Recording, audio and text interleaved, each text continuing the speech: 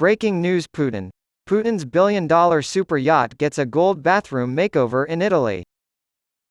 Mariners Village, Brussels. The Scheherazade, a $700 million United States dollars, $1 billion, super yacht with ties to Vladimir Putin, has been impounded in Italy for 15 months.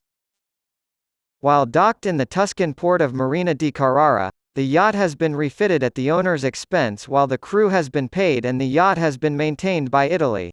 The Italian Sea Group, which is publicly traded in Milan, is renovating the 140-meter yacht. The ship is only 4 years old and features 22 guest cabins, each with its own gold-plated bathroom, as well as 2 helicopter decks and a spa.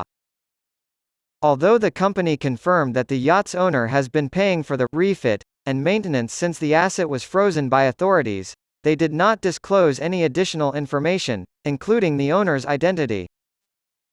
Information about frozen assets is classified, so while the Agenzia del Demanio confirmed it had agreed to allow the ship's owner to pay for the maintenance works, it would not elaborate. Italy has never publicly revealed the yacht's owner, despite saying there was evidence of meaningful economic and business connections with prominent elements of the Russian government subject to EU sanctions, when the vessel was seized. Those in the know in Rome and Brussels say the owner is Eduard Kudinatov, the man who ran the Russian state oil company Rosneft before he was sanctioned by the EU in June of 2022. The U.S. government has allegedly claimed in court documents that Mr. Kudinatov is the straw owner of 2 yachts, including the Scheherazade, on behalf of Mr. Putin, according to a Bloomberg report from last year. The Financial Times discovered that Belor Asset, based in the Marshall Islands, was the legal owner of the boat. Meanwhile, investigators working for imprisoned Russian opposition activist Alexei Navalny have claimed that Mr. Putin, whose security is handled by the Federal Protection Service, is the true owner of the Scheherazade. The Kremlin initially refuted the claims.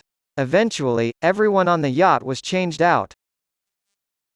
In response to a question from the Financial Times, Kremlin spokesman Dmitry Peskov said, "All rumors about this are unfounded."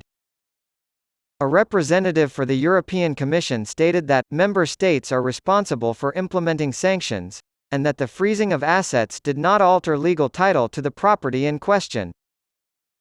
The spokesperson for the Scheherazade stated, "Maintenance costs of frozen assets can be paid by the designated person, under a standard derogation," when asked about the Scheherazade's upkeep payment plan. Given the risk that the designated person will not be willing to, or that the designated person is denying beneficial ownership of the asset, the spokesperson added that public authorities in the applicable member state can also pay the maintenance costs.